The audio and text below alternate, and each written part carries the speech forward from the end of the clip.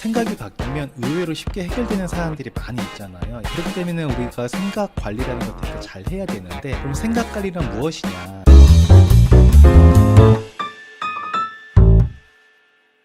자, 안녕하십니까. 행센 오영일입니다. 반갑습니다. 생각이 바뀌면 의외로 쉽게 해결되는 사안들이 많이 있잖아요. 같은 상황이어도요, 어떻게 생각하느냐에 따라 삶의 만족도가 달라지는, 상황이 바뀌는 그런 경험들이 아마 있으실 겁니다. 그렇기 때문에 우리가 생각 관리라는 걸 되게 잘 해야 되는데, 그럼 생각 관리란 무엇이냐? 생각은 막 나잖아요. 근데 그걸 그냥 그렇게 두는 게 아니고 인위적으로 내가 이끌고 가야 할 대상으로 나의 생각을 바라보는 겁니다. 예를 들면 우리가 육아를 할 때, 저 같은 경우에 지금 육아를 하고 있는데, 이 아이 때문에 힘들면 힘들다는 생각만 하게 되고 거기에 사로잡히게 되거든요. 정말 아이가 말도 안 되는 행동들을 많이 하지 않습니까?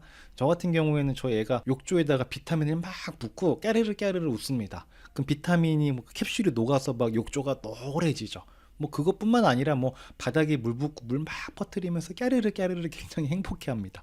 정말 매사 이런 행동들이 많이 있잖아요. 너무나 비상식적인 행동을 아이들은 합니다. 그리고 비상식적인 행동을 목격하고 나서 그 뒤치다꺼리를 하는 내가 너무 힘든 거예요. 이런 상황에서는 힘들다는 생각에 자연스럽게 들 수밖에 없지 않겠습니까? 너무나 힘들잖아요. 근데 이럴 때 힘들다는 생각을 그냥 이대로 두는 게 아니라 내가 개입해서 관리하는 것이 바로 생각관리라는 거예요. 생각관리는 일단 내가 힘들다는 것을 알아차리는 것이 굉장히 중요합니다. 힘듦에 찌들어 있다 보면 힘든지도 모르고 있다가 지치고 번아웃 되는 경우들이 있거든요. 여러분 혹시 그 사막 마라톤이라고 아시나요? 사막 마라톤이라는 거는 말 그대로 마라톤인데 사막에서 하는 거고요. 이게 42.195km를 뛰거나 이런 게 아니라 막 200km, 300km 가까이 한 13박 14일 이렇게 달리는 마라톤이라고 합니다. 근데 그 마라톤 할 때 가끔 사망 사고가 나는 경우가 있는데, 그 이유가 뭐냐면 사막에서 달리다 보니까 땀이 나는 순간 증발해 버린대요. 그러면 땀이 나야, 그 땀이 줄줄 흘러야 내가 지금 많이 지치고 힘든 상태구나라는 걸 인지하는 데 도움이 될 텐데, 그 땀이 안 보이니까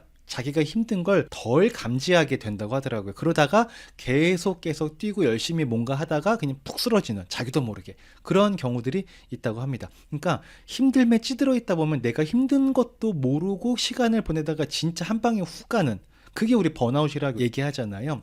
그래서 힘들 때는 내가 힘들다는 것을 알아차리는 게 중요합니다. 그 알아차리는 방법은 뭐냐면, 힘들다는 걸 알아차리는 거구나 라는 생각을 갖고만 있어도 어느 순간 문득 나 지금 힘드네 라고 알아차리게 되는 데는 아마 도움이 되실 거예요. 두 번째는 힘든 원인을 찾는 건데요. 내가 지금 힘들다는 걸 알아차렸어요. 그러면 내가 왜 힘든 거지? 이 원인을 발견하는 건데, 아까 같은 경우, 저 같은 경우는 아이의 비상식적인 행동 때문에 힘든 거지 않습니까? 이렇게 원인을 발견하게 되는 거죠. 그럼 우리 아이는 왜 비상식적인 행동을 하는 거지? 라는 것으로 질문이 따라가는 겁니다. 여기까지 질문이 오면 어떻게 생각을 해볼 수 있냐면, 근데 우리가 조금만 생각을 해보면, 이건 어른한테는 아이의 행동이 비상식적인 행동이지만 아이에게는 너무나 상식적인 행동이지 않겠습니까? 즉 아이는 자기만의 세상을 그냥 잘 살아가고 있는 것 뿐이에요. 다만 어른들의 눈에 볼 때만 비상식적인 행동으로 보이는 거죠. 그러니까 그냥 부모인 나는 나의 세상을 살아가고 있는 것이고, 우리 아이는 아이만의 세상을 잘 살아가고 있는 것 뿐이에요.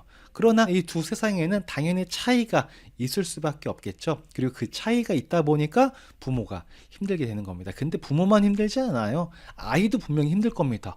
욕조에 비타민 넣고 싶은데 계속 못하게 하잖아요. 바닥에 물을 붓고 막 퍼뜨리면서 놀고 싶은데 부모가 못하게 하잖아요. 얼마나 힘들겠어요, 그 아이도. 그러니까 부모만 힘든 게 아니다.